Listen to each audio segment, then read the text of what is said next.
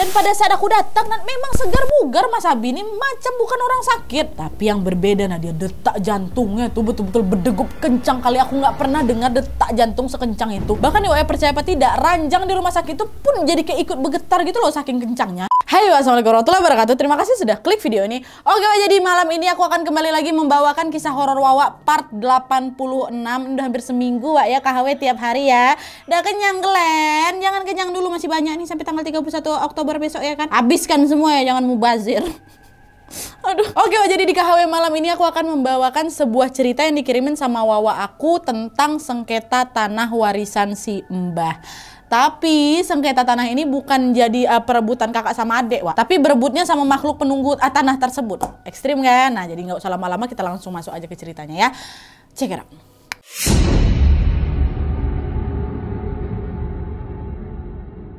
Oke, Wak, jadi kisah horor kali ini datang dari Wawa aku yang minta disebut namanya Winda dari salah satu kota di Jawa Timur. Halo Winda, halo Jawa Timur. Nah, kejadian menyeramkan sekaligus menyedihkan yang diceritain Winda ini, Wak, dialamin sama kakak dan kakak iparnya Winda. Jadi dari keluarga kakak kandungnya si Winda, Wak ya. Kita sebut aja kakaknya Winda dengan nama Mbak Yuni dan kakak iparnya namanya Mas Abi. Nah, mereka berdua ini pastinya suami istri. Nah, kisah ini, Wak, berawal di tahun 2013 sampai 2014 pada saat Mbak Yuni sama Mas Abi ini ingin membangun rumah pribadi mereka. Nah, sebelum punya rumah sendiri, Mbak Yuni sama Mas Abi ini masih tinggal bersama mertuanya Mbak Yuni alias mama kandungnya Mas Abi. Kita sebut aja nama mertua ini Ibu ya. Nah, Mas Abi sendiri adalah anak kedua dari 3 bersaudara, Wak. Dia punya kakak perempuan namanya Mbak Ai. Nah, yang kedua nih Mas Abi, yang ketiga adiknya Mas Aan. Sedangkan bapaknya Mas Abi ini sudah lama meninggal dunia, Wak. Nah, lokasi rumahnya Ibu sama mbahnya Mas Abi itu bersebelahan, which is nih bapaknya Ibu ya. Nah, di bagian utara rumah tersebut ada sebidang pondasi rumah yang memang bangunannya udah dibongkar. Nah, barulah diketahui bahwa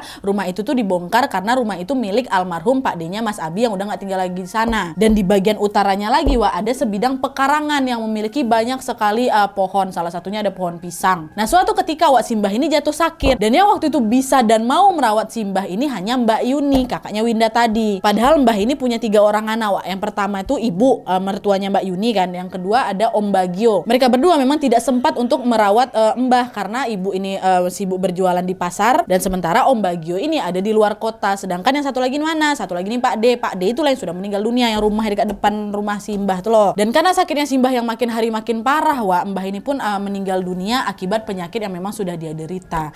Tapi sebelum Mbah ini meninggal, Mbah sempat berpesan ke cucunya Mas Abi, suaminya Mbak Yuni tadi. Leh, bangun rumah neng bekas rumahnya Pak D.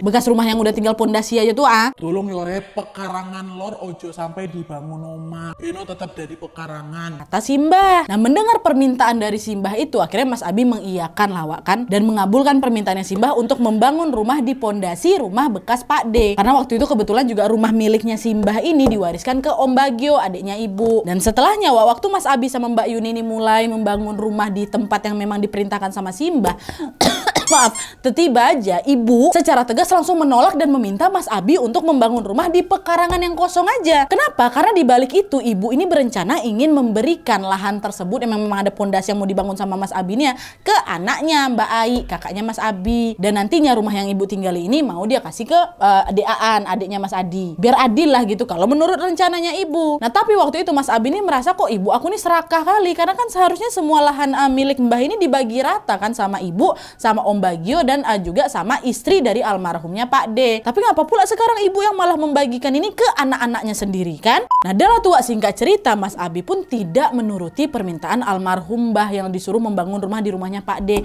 Mas Abi terpaksa mengikuti keinginan mamanya untuk membangun rumah di pekarangan di samping rumah bekas Pak D tuh. Padahal udah dilarang kan sama Mbah kan? Dan betul, Wak, sejak saat itulah Mas Abi nih jadi mudah sakit. Awalnya suaranya tuh serak, terus lama-lama jadi habis suara Mas Abi nih. Dan Mas Abi juga dikabarkan sering kali nggak sadarkan diri, tiba-tiba pingsan aja. Nah, pada saat pembangunan pondasi rumahnya Mas Abi ini sedang berjalan, sebenarnya bapaknya Winda ini sempat melihat ada kayak sosok wanita cantik gitulah di sana. Dan ketika diperhatikan lagi sama bapaknya kan mau dideketin tuh, tiba-tiba wanita tuh melengos aja tuh pergi, bush, hilang. Nah, keesokan harinya bapak ini bertanyalah sama Mbak Yuni, Yun, emang di lahan kosong itu sempat ada kuburan janin gak sih, Yun? Kata bapak tiba-tiba.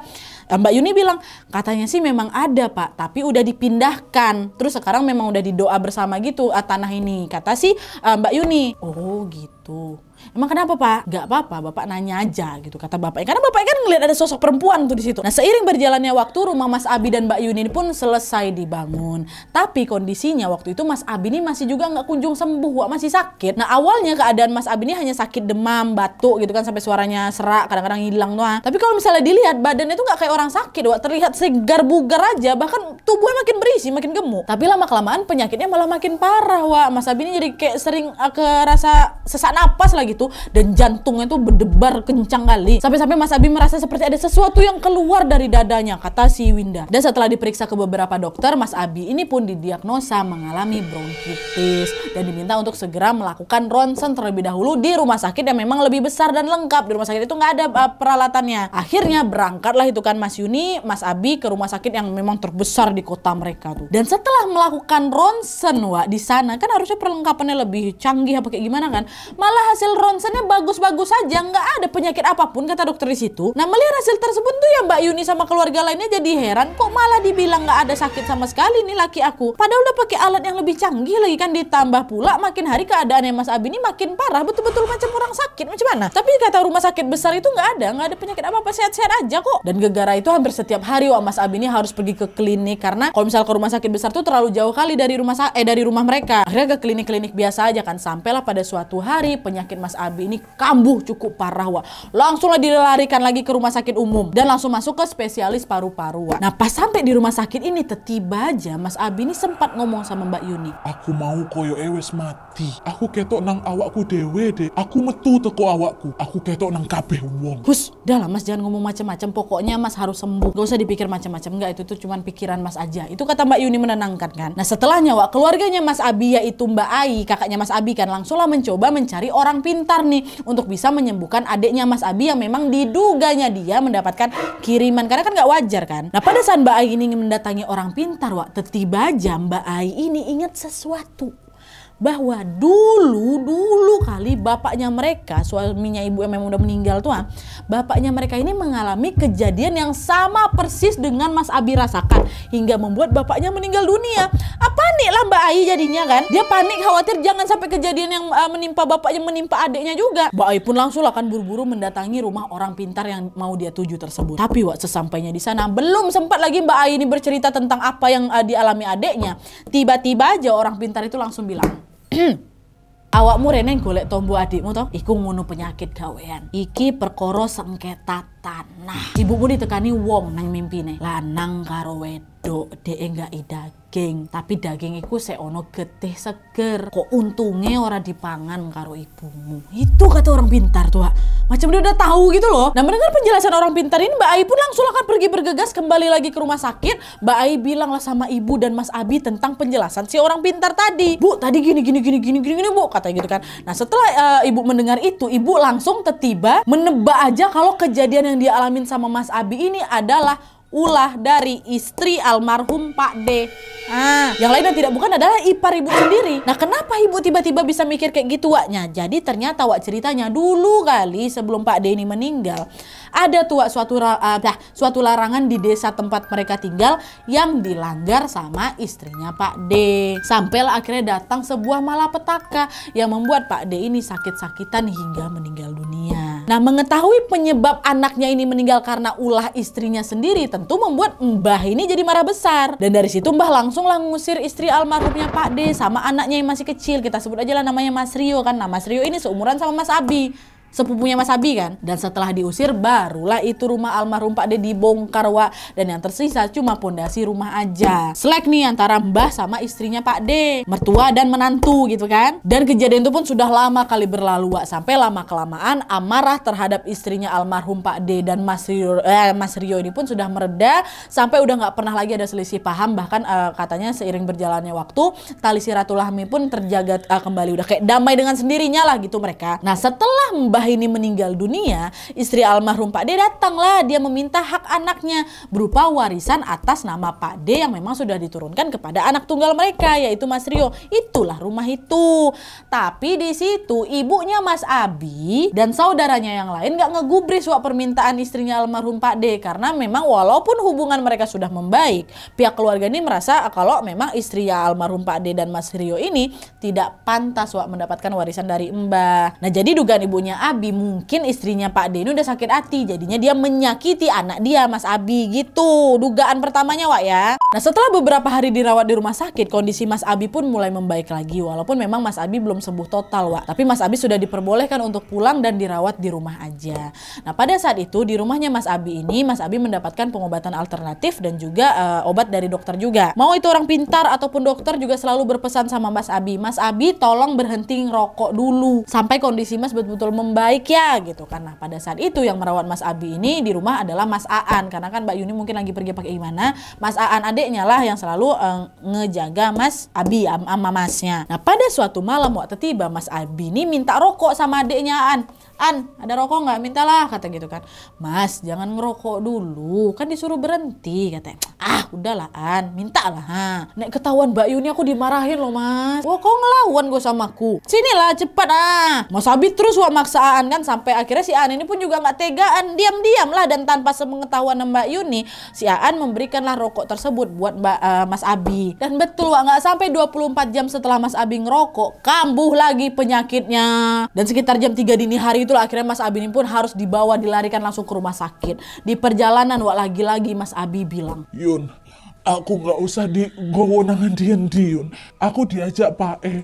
Aku kata melok Pak E. Mbak Yuni yang denger itu apa nggak bisa nahan nangis dia kan wak. Udah Mas, jangan ngomong kayak gitu Mas, udah sabar, tenang, kata gitu. Nah, sesampainya di rumah sakit Mas Abi pun langsung diberikan penanganan. Tapi waktu itu Mas Abi ini masih dalam keadaan sadar wak ya, badannya fit macam betul-betul nggak kayak orang sakit. Nah, waktu itu Wawa, Windu sama bapaknya pun ikut menyusul tuh ke rumah sakit karena ditelepon sama Mbak Yuni kan, dan mereka ini juga pengen melihat kondisi Mas Abi. Dan pada saat aku datang, memang segar bugar Mas Abi ini macam bukan orang sakit. Tapi yang berbeda, nah dia detak jantungnya tuh betul-betul berdegup kencang kali. Aku nggak pernah dengar detak jantung sekencang itu. Betul-betul definisi kayak jantung tuh mau copot. Bahkan ya percaya apa tidak, ranjang di rumah sakit itu pun jadi kayak ikut bergetar gitu loh saking kencangnya. Kebayang nggak kalian seberapa kencang itu detakan jantungnya Mas Abi? Tapi ngomong-ngomong detakan jantung, kadang tuh aku sering juga loh kayak gitu. Misalnya kan aku lagi capek kali kan tertidur, abis itu aku kayak kebangun padahal aku lagi tidur enak gitu. Pas terbangun tuh badan aku ikut bergoyang-goyang. Ya nggak sih? Kalian pernah nggak sih? Dan dengan kondisi deg-degan yang nggak biasa ini, wak, Mas Abi pun masih bisa kayak bercanda gitulah dan ngajak jalan-jalan keliling rumah sakit malah. Winda, yuk jalan-jalan keliling rumah sakit yuk, katanya. Mas nih, emangnya boleh Mas, orang Mas lagi kayak gini kok keadaannya lagi sakit kan Mas tuh? Ya nggak boleh sih. masih bercanda wak. Dan setelah mendapatkan penanganan yang baik, di hari itu kondisi Mas Abi syukurnya membaik wak. Tapi justru dalam kondisi membaik ini, tanpa keluarga sadari, Mas Abi menghembuskan nafas terakhirnya. Mas Abi meninggal dunia, wak. Dan menurut Winda, wak, kepergian Mas Abi itu betul-betul gak kayak orang sakaratul maut. Kata Winda, Mas Abi ini ngambil nafas panjang, kemudian dihembuskan, dan itulah hembusan nafas terakhirnya. Saat itu seakan gak percaya kan Mbak Yuni, langsung lah coba panggil suara, Mas Abi bangun, Mas Abi bangun, kata. Ibu yang ada di sana pun langsung pingsan setelah mengetahui Mas Abi ini udah gak ada, wak. Mbak Yuni juga menangis histeris sekali, dia berteriak, ini gara-gara Aan nih, harusnya aku gak kasih dia rokok Aan, kata kayak gitu. Dah macam mana emosi. Tapi mau menangis kayak gimana pun, Mas Abi gak balik, tetap meninggal dunia Mas Abi, wa innalillahi wa inna ilaihi rajiun. Masih lanjut lagi nih wak kisah ya, tenang kalian. Nah, setelah proses pemakamannya Mas Abi selesai, otomatis di rumah pun dilaksanakan acara tahlilan, wak. Nah, waktu itu Mas Rio, ingat kalian anak almarhumnya Pak D yang satu-satunya tuh, dan beberapa keluarga besarnya pun datanglah itu untuk melayat. Dan waktu itu mereka ini juga membawa bahan-bahan makanan seperti beberapa sayur-sayuran dan juga ikan. Nah, sebetulnya wak, waktu itu entah kenapa keluarganya Mas Abi ini udah berpesan ke tetangga-tetangga yang bantu-bantu di dapur untuk tidak menggunakan bahan-bahan makanan dari keluarganya Mas Rio. Tapi karena memang keadaan lagi terlalu chaos sekali di sana, sehingga bahan makanan yang harusnya tidak diolah pun malah ikut dimasak. Dan dugaan keluarga Mas Abi ini benar ternyata, Wak. Semua tetangga yang ikut makan makanan yang memang disajikan hari itu jatuh sakit semuanya. Dan gak hanya itu aja, Wak. Di hari ke-7 tahlilan, tepatnya jam 10 malam, Om Bagio, adiknya ibu yang di luar kota itu, kan datang juga tuh ke rumah. Tiba-tiba beliau melihat ada cahaya yang melayang-layang berjalan menuju rumahnya Mas Abi. Apa itu? Kok lampunya berjalan? Dan ternyata, Wak, cahaya yang melayang menuju ke rumahnya Mas Abi itu apa? Bola api, Wak. Macam bukan sepati gitu, Wak.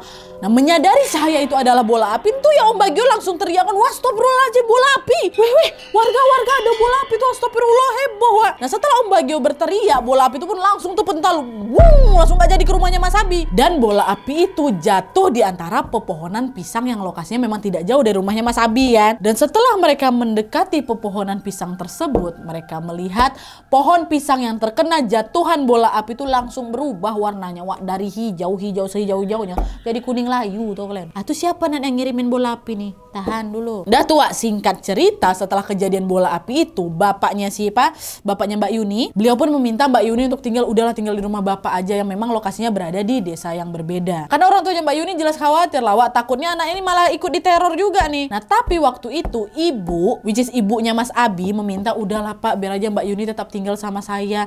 Karena Mbak Yuni udah saya anggap anak sendiri, Pak, walaupun udah nggak ada lagi Abi. Biarlah Yuni tetap tinggal menempati rumah yang memang sudah dia bangun sama Mas Abi. Toh rumah yang dibangun itu sekarang juga memang sudah menjadi milik Yuni anak saya, Pak, gitu kan. Nah, mendengar hal itu luluh juga lah Mbak Yuni sama bapaknya kan. Tetaplah itu diputuskan, Mbak Yuni tetap tinggal di rumahnya. Dan sesekali memang keluarganya Mbak Yuni termasuk Winda pun datang, Wak, ke rumahnya Mbak Yuni untuk menginap. Nah, beberapa bulan berlalu, Wak. Mas Aan tiba-tiba, adiknya Mas Abi, ingat kalian kan? Mas Aan tiba-tiba berniat melakukan turun ranjang, Wak, dengan Mbak Yuni. Tahu kalian turun ranjang? Itu loh istilah untuk laki-laki atau perempuan yang menikahi saudara ipar karena suami atau istrinya telah meninggal dunia.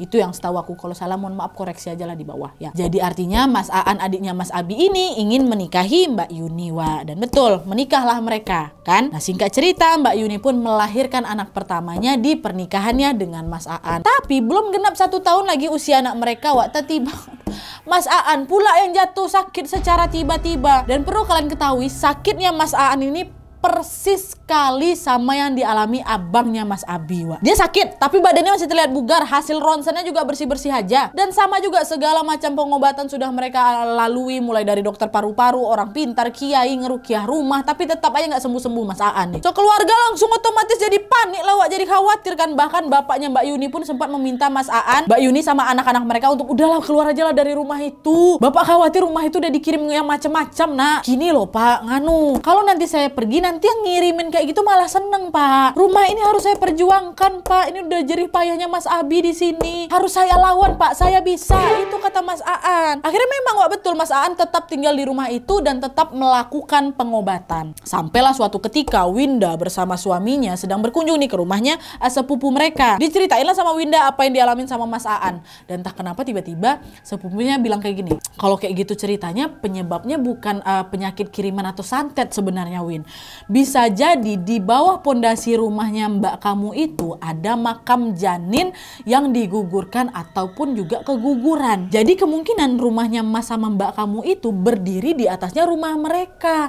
Itu kata sepupunya, Wak. Nah, Winda sama suaminya pun otomatis terkejut lah mendengar pernyataan sepupunya itu kan. Dan sepupunya juga melanjutkan, udah stop. Nah, belum sempat bereaksi apa-apa, tiba aja sepupunya ini, Wak, bilang, udah stop, jangan dibahas lagi. Mereka bilang jangan pernah sekalipun mengusirku dari sini, karena ini rumahku. Kesurupan langsung sepupunya, Wak, seolah-olah diisi sama penghuni yang ada di atas rumahnya si Mbak Yuni. Akhirnya Winda ceritalah tuh kan ke seluruh keluarga besar kan. Nah, keluarga lain pun akhirnya mencarilah orang pintar yang betul-betul bisa membantu, Wak. Dan beberapa hari kemudian bertemulah mereka sama orang pintar yang kayak ngerti kali lah sama ilmu agama. Diceritakanlah itu panjang lebar kan tentang apa yang memang sudah dialami sama Mbak Abi pula, Mas Abi almarhum, Mbak Yuni sama Mas Aan. Dan orang pintar ini, Wak, bilang apa? Dia bilang, tanah rumah ini dulunya tempat pembuangan makhluk gaib dan juga tempat mengubur janin yang keguguran, Nak, kata dia kan. Nah, pernyataan perkataan orang pintar ini tuh bikin semua keluarga tuh kaget, merinding semuanya ya kan. Dan kalau kalian ingat sebelum Mbah meninggal, Mbah bilang apa? Mbah memberikan wasiat untuk tidak membangun rumah di pekarangan ya kan. Mbah bilang biarkanlah pekarangan itu jadi pekarangan aja. Alasannya apa? Karena memang pekarangan itu adalah rumah-rumahnya mereka, Wak. Dan orang pintar ini juga mengatakan kalau keluarga Mbah ini sebenarnya beruntung kali karena alhamdulillahnya waktu itu, Wak, pemilik dari pekarangan yang tanahnya ini sudah menjadi rumahnya Mbak Yuni dan Mas Aan masih bisa dinegosiasi lagi lah sama orang pintar nih. Untungnya masih mau. Orang pintar ini berusaha lah kan, dipujuk-pujuknya lah gitu istilahnya penghuni yang ada di sana, dan akhirnya dilakukanlah kesepakatan untuk keduanya bahwa tidak ada yang perlu pergi dari tanah itu. Yang penting saling menghormati dan juga sama-sama mengirimkan doa bagi makhluk-makhluk yang memang juga tinggal di sana. Dan selain itu orang pintarnya juga menyarankan supaya Mbak Aan, Mas Aan sama Mbak Yuni ini harus lebih dekat lagi sama Allah Subhanahu wa taala, dan selain itu juga mereka harus tetap menjaga tutur kata. Wah, untung mau diajak diskusi hantu-hantu di sana tuh. Dan alhamdulillahnya setelah adanya negosiasi yang dilakukan orang pintar dengan makhluk-makhluk yang ada di sana, barulah itu keadaan Mas Aan ini sudah menjadi membaik, Wak. Nah, berarti ini kan bukan ulahnya istri Pak D yang pertama dituduhkan dari ibunya ibu mertua Mbak Yuni kan, Wak? Kayaknya sih memang bukan, Wak. Karena kan memang asal usul gangguan itu dari penghuni di pekarangan kan. Tapi mungkin yang kayak bikin chaos di apa tuh lah yang di apa waktu pengajiannya Mas Abi itu yang akhirnya mengakibatkan beberapa tetangga-tetangganya tuh sakit kan. Mungkin itu adalah ya ulah orang yang sakit hati aja gitu sama keluarganya Mas Abi. Dan yang ngirimin Banaspati itu juga orangnya siapa yang mana aku tahu, wallahu alam. Dan apa larangan yang memang dilakukan sama si istri almarhum Pak D, Wawa segan untuk ngasih taunya, Wak. Jadi ya udahlah, biarkan aja lah kayak gitu ceritanya ya. Oke, Wak, jadi itu tadi cerita horor dari Wawa aku Winda tentang sengketa tanah antara keluarga kakak dan kakak iparnya dengan makhluk gaib yang sudah lebih dulu tinggal di sana. Agak rese ya kalau kayak gini, Wak ya. Kita nggak tahu apa-apa nih, kita dapat warisan tanah, udah siap kita bangun, rupanya kita malah digangguin sama penghuni yang ada di tanah yang kita dapat gitu. Jadi nggak bahagia lah. Dan pelajaran dari kisah ini apa? Turut sama orang tua. Bahkan udah bilang kan jangan dibangun di situ, diturutin maunya ya. Dan yang perlu diingat juga kalau kita dengan makhluk sebangsa jin itu hidupnya memang berdampingan, Wak. Ya udah saling-saling menghormati dan menghargai aja ya. Karena kita semua juga sama-sama makhluk ciptaan Allah ya, Wak ya. Oke, Wak, jadi sekian dulu videonya. Terima kasih banyak yang sudah menonton. Kita ketemu lagi besok. Kalau kalian suka video ini, maaf, Wak, klik like-nya, jangan lupa komen di bawah dan saran-saran untuk video selanjutnya. Jangan lupa nyalain notifikasinya supaya kalian tahu kalau aku upload video baru. And as always, jangan lupa untuk klik tombol subscribe supaya kalian sama-sama tahu informasi menarik dan menegangkan dari channel aku. Ayo subscribe, ntar lagi kita 5 juta, Wak. Amin, amin, amin. See you next video, Wak. Bye.